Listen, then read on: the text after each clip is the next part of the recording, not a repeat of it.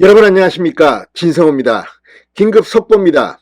김진표 국회의장 주재로 열린 여야 간의 원내대표 협상이 끝내 결렬됐습니다. 자, 2014년 박근혜 정부 시대에 국회 선진화법이라는 것이 개정됐습니다. 그런데 이 국회법 개정 이후 한 번도 정기국회 내 회기 중에 예산안이 통과되지 않은 적은 없었습니다. 물론 그전에는 이 예산안 통과가 크리스마스에도 되고 했습니다. 그렇지만 국회 선진화법이라고 불리는 국회법을 개정한 뒤 지금까지 계속해서 문재인 정권 때도 박근혜 정권 때도 계속해서 이 전통은 이어져 왔습니다. 그런데 이번에는 실패했습니다. 처음으로 예산안이 정기국회 기간 내에 통과하지 못한 겁니다. 자, 그런데 그 다음 날인 오늘 지금 국회의장이 여야 원내대표 협상을 주재했고, 심지어는 김진표 의원 국회의장이 중재안까지 냈습니다. 그런데 이 경제전문가, 조세전문가 김진표 국회의장, 민주당 소속 출신으로 지금은 무소속이지만 민주당 출신인데도 민주당은 거부했습니다. 자, 그리고 내일 오후 2시 이상민 행안부 장관의 해임 건의안 내일 오후 2시까지 처리되지 못하면 자동 폐기됩니다. 지금 분위기라면 김진표 국회의장도 단단히 화가 났을 겁니다. 예산안을 가지고 이렇게 충돌하는 적을 본 적이 없습니다. 이는 오롯이 169석의 거대 의석을 가진 제1야당 민주당의 책임이라고 할 수밖에 없습니다. 김진표 의장의 중재안까지도 받지 않았습니다. 따라서 이상민 해임 건의안은 내일 오후 2시 자동 폐기될 것으로 보입니다. 그렇지만 무엇보다 걱정입니다. 윤석열 대통령 그리고 국민의힘은 이번에도 화물연대의 파업과 같이 민주당의 말도 안 되는 짓거리에 타협할 생각이 없는 듯합니다.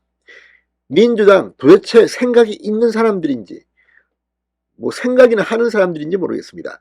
자, 지금 이 박홍근 민주당 원내대표 김진표 안까지 거부하면서 어쩌면 예산안이 올해 안에 처리되지 못하는 게 아니냐 하는 위기가 고조되고 있습니다. 진성호의 융단 폭격 시작합니다. 더불어민주당을 융단 폭격합니다. 방송에 앞서 아직 진성호 방송에 구독자가 아니신 분은 붉은색 구독 버튼 눌러주십시오. 더 좋은 방송으로 보답하겠습니다. 자, 오늘 여야 원내대표가 만났습니다. 그러나 정기국회 내에 처리가 무산된 내년도 예산안 협상이 여전히 입장차를 좁히지 못했습니다. 자, 11일 오후, 내일 오후 2시가 처리 시한인 이상민 행안부 장관 해임 건의안도 자동 폐기될 가능성이 높아졌습니다. 주호영 국민의힘 원내대표, 박홍근 민주당 원내대표 오늘 오전 11시부터 국회 운영위원장실에서 40여 분간 비공개 회동을 했습니다. 주호영 원내대표는 회동 후 기자들과 만나 박홍근 원내대표와 모여 그간 이견이 정리되지 않았던 문제에 대해 다시 한번 의견 접근을 위한 노력을 했지만 차이를 좁히지 못했다. 대략 10개 이상의 의견 차이가 있다고 말했습니다.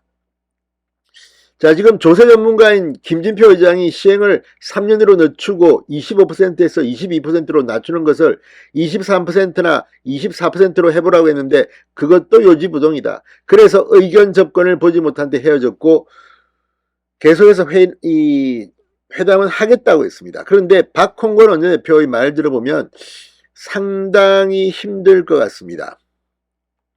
자, 이 대통령실을 포함한 정부와 여당의 태도랑 인식을 비춰봤을 때 가능성이 높지 않아 보여 걱정이다.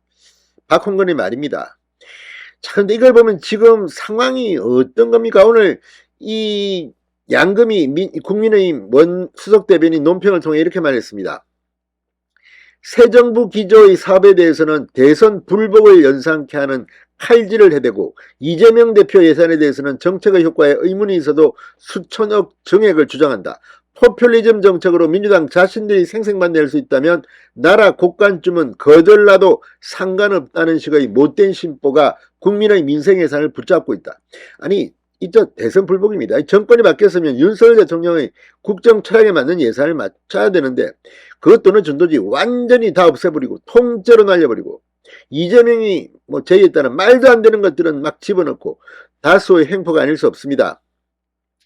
자, 법인세를 내려야 해외 자본이 유입되고 서민들의 일자리가 생긴다는 것을 모르지 않으면서도 부자 감색 운운하며 고집을 부린다.